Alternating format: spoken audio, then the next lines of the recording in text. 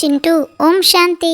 బాబా ఈరోజు ఏం చెప్తున్నారంటే, ఇప్పుడు వికర్మలు చేయడం మానేయండి, ఎందుకంటే మీరిప్పుడు వికర్మాజిత్ శకమును ప్రారంభించాలి. అన్న ఓం శాంతి అన్న. ఈరోజు బాబా ప్రశ్న ఏం అడుగుతున్నారంటే, బ్రాహ్మణ పిల్లలైన మనము ప్రతి ఒక్కరూ ఏ విషయంలో తండ్రిని తప్పకుండా అనుసరించాలి. ఎలాగైతే తండ్రి స్వయం టీచర్గా అయ్యి మనల్ని చదివిస్తున్నారో అలాగే మనము ప్రతి ఒక్కరూ తండ్రి సమానంగా టీచర్గా అవ్వాలి. మీరు చదువుతున్న దానిని ఇతరులకు చదివించాలి. ఈ టీచర్ పిల్లలైన మీరు కూడా టీచర్లే, సద్గురువు పిల్లలైన మీరు కూడా సద్గురువులే. మీరు సత్యఖండమును స్థాపన చేయాలి. మీరు సత్యమైన నావలో ఉన్నారు. మీ నావ చెలిస్తుంది కానీ మునగదు. ఆత్మిక తండ్రి వచ్చి కూర్చొని పిల్లలతో ఆత్మిక సంభాషణ చేస్తున్నారు. ఆత్మలను ప్రశ్నిస్తారు. ఎందుకంటే ఇది నూతన జ్ఞానం కదా. ఇది మానవుల నుండి దేవతలుగా అయ్యే నూతన జ్ఞానము లేక చదువు. అరే చింటూ, ఇప్పుడు ఇది కలియుగము కావున స్వర్గస్థాపన జరుగుతూ ఉందని రుజువు అవుతుంది. స్వర్గంలో కేవలం దేవీ దేవతా ధర్మం వారు ఉంటారు. మిగిలిన ధర్మాల వారు ఎవ్వరూ ఉండరు, అనగా వినాశనం అవుతారు. ఎందుకంటే సత్యయుగంలో మరే ఇతర ధర్మము లేనే లేదు. ఈ విషయాలు పిల్లలైన మీ బుద్ధిలో ఉన్నాయి. ఇప్పుడైతే అనేక ధర్మాలు ఉన్నాయి. మళ్ళీ తండ్రి ఇప్పుడు మనలను మనుషుల నుండి దేవతలుగా చేస్తారు. ఎందుకంటే ఇది సంగమయుగం. ఇది అర్థం చేయించేందుకు చాలా సహజమైన విషయము. బ్రహ్మ ద్వారా స్థాపన అని త్రిమూర్తి చిత్రంలో కూడా చూపిస్తారు. దేనిని స్థాపిస్తారు? స్థాపన చేసేది కొత్త ప్రపంచమనే. పాతది స్థాపన చేయరు. కొత్త ప్రపంచంలో దైవీ గుణాలు కలిగిన దేవతలే ఉంటారని పిల్లలకు నిశ్చయం ఉంది. కావున ఇప్పుడు మనము కూడా గృహస్థ వ్యవహారంలో ఉంటూ దైవీ గుణాలను ధారణ చేయాలి. మొట్టమొదట కామ వికారముపై విజయం పొంది నిర్వికారులుగా అవ్వాలి. నిన్నటి వరకు ఈ దేవీ దేవతల ముందుకు వెళ్ళి మీరు సంపూర్ణ నిర్వికారులు, మేము వికారులము అని చెప్తూ వచ్చారు కదా. స్వయాన్ని వికారులుగా ఫీల్ చేసేవారు, ఎందుకంటే వికారాలలోకి వెళ్ళేవారు. ఇప్పుడు మీరు కూడా ఇటువంటి నిర్వికారులుగా అవ్వాలని దైవీ గుణాలు ధారణ చేయాలని తండ్రి చెప్తున్నారు. కామ క్రోధాది వికారాలు ఏమైనా ఉంటే వాటిని దైవీ గుణాలని అనరు. వికారాలలోకి వెళ్ళడం, క్రోధం చేసుకోవడం ఆసురీ గుణాలు. దేవతలలో లోభం ఏమైనా ఉంటుందా?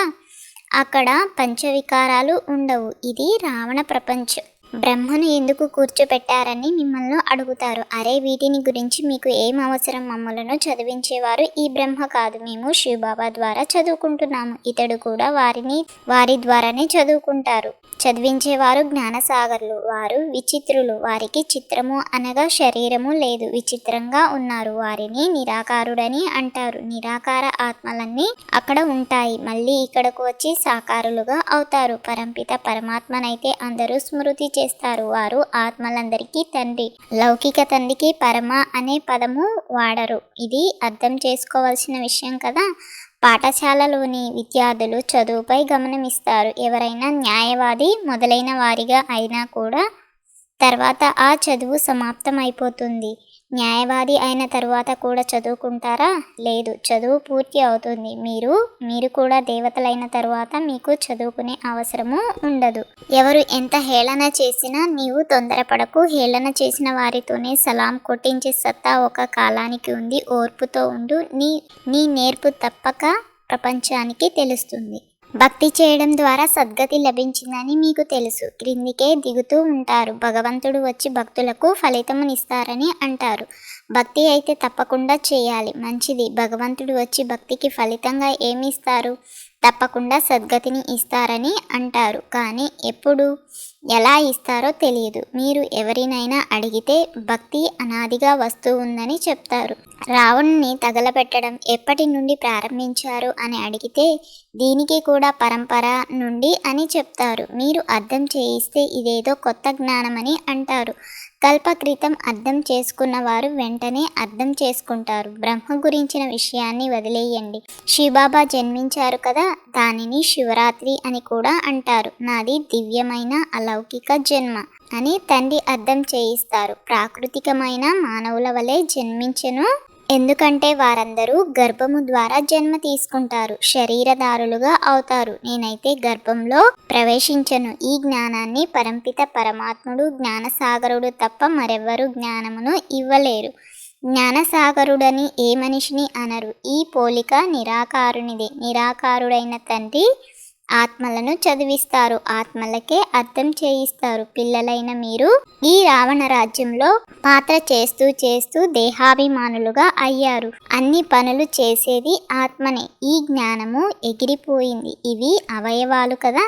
నేను ఆత్మను. ఈ అవయవాల ద్వారా కర్మ చేయించవచ్చు, చేయించకపోవచ్చు. నిరాకార ప్రపంచంలో అయితే ఆత్మలు శరీరం లేకుండా కూర్చొని ఉంటాయి. రావణ రాజ్యం అధార్మికమైనది, రామరాజ్యం ధర్మసమ్మతమైనది, న్యాయవంతమైనది. ఇది కలియుగము, అది సత్యయుగము. ఇది అర్థం చేసుకోవాల్సిన విషయం కదా. వీరు శాస్త్రాలు చదవడం ఎప్పుడైనా చూసారా? తమ జ్ఞానమనే కాక తమ రచనను గురించిన జ్ఞానము కూడా ఇచ్చారు. చదువుకొని ఇతరులకు వినిపించు వారి బుద్ధిలో శాస్త్రాలే ఉంటాయి. కావున అందరి సుఖదాత శివబాబా ఒకరే. వారే ఉన్నతాతి ఉన్నతమైన తండ్రి. వారిని పరంపిత పరమాత్మ అని అంటారు. అనంతమైన తండ్రి తప్పకుండా బేహద్ వారసత్వమును ఇస్తారు. 5000 సంవత్సరాల క్రితము మీరు స్వర్గవాసులుగా ఉండేవారు. ఇప్పుడు మీరు నరకవాసులుగా ఉన్నారు. తండ్రిని రాముడు అని అంటారు. కానీ అపహరించబడిన సీతకు భర్త అయిన రాముడు కాదు. అతడు సద్గతిదాత కాదు. ఆ రాముడు రాజుగా ఉండేవాడు, మహారాజు కూడా కాదు. మహారాజు రాజుల గురించిన రహస్యము కూడా అర్థం చేయించారు. వారు 16 కళ్ళల వారు, వీరు 14 కళ్ళలు కలవారు. రావణ రాజ్యంలో కూడా రాజులు మహారాజులు ఉంటారు. కొంతమంది చాలా షావుకారులు, కొంతమంది తక్కువ షావుకారులుగా ఉంటారు. రావణ రాజ్యంలో ఉన్న వారిని సూర్యవంశీయులు, చంద్రవంశీయులు అని అనరు. అరే చింటూ, ఈరోజు బాబా మనకి హోంవర్క్ ఏమిస్తున్నారంటే, ఈ పురుషోత్తమ సంగమ యుగంలో ఉత్తమ పురుషులుగా అయ్యేందుకు ఆత్మాభిమానులుగా అయ్యే పురుషార్థం చేయాలి. సత్యమైన తండ్రి లభించారు కావున ఎలాంటి అసత్యమైన అధార్మిక పనులు చేయరాదు. మాయా తుఫానులకు భయపడరాదు. సత్యమైన నావ కదులుతుంది కానీ మునిగిపోదు. ఈ విషయాన్ని సదా గుర్తించుకోవాలి. సద్గురువు పిల్లలైన మీరు సద్గురువుగా అయ్యి అందరి నావను తీరానికి చేర్చాలి. బాబా వరదానం ఏమిస్తున్నారంటే, సహజ యోగం యొక్క సాధన ద్వారా సాధనాలపై విజయాన్ని ప్రాప్తి చేసుకునే ప్రయోగి ఆత్మభవ. సాధనాలు ఉన్న సాధనాలను ప్రయోగంలోకి తీసుకొస్తూ యోగస్థితి హెచ్చుతగ్గులుగా అవ్వరాదు, అనగా విచలితం అవ్వరాదు. యోగులుగా అయ్యి ప్రయోగం చేయడాన్ని భిన్నంగా అతీతంగా అవ్వడమని అంటారు. సాధనాలు ఉన్న నిమిత్త మాత్రులుగా అనాసక్త రూపంతో ప్రయోగం చేయండి. ఒకవేళ కోరిక ఉంటే ఆ ఇచ్చ మంచిగా అవ్వనివ్వదు. శ్రమ చేయడంలోనే సమయం గడిచిపోతుంది. ఆ సమయంలో మీరు సాధన చేసేందుకు ప్రయత్నిస్తారు, కానీ సాధనాలు తమ వైపుకి ఆకర్షిస్తాయి. అందువలన ప్రయోగి ఆత్మలుగా అయ్యి సహజ యోగ సాధన ద్వారా సాధనాలపై ప్రకృతిపై విజయులుగా అవ్వండి. స్వయం సంతుష్టంగా ఉంటూ అందరినీ సంతుష్టం చేయడమే సంతుష్టమనిగా అవ్వడం అని పాపా స్లోగన్ ఇస్తున్నారు. ఈ అన్నదమ్ముల సంభాషణ మీకు కనుక నచ్చినట్లయితే లైక్ చేసి, షేర్ చేసి, తప్పకుండా సబ్స్క్రైబ్ చేయండి.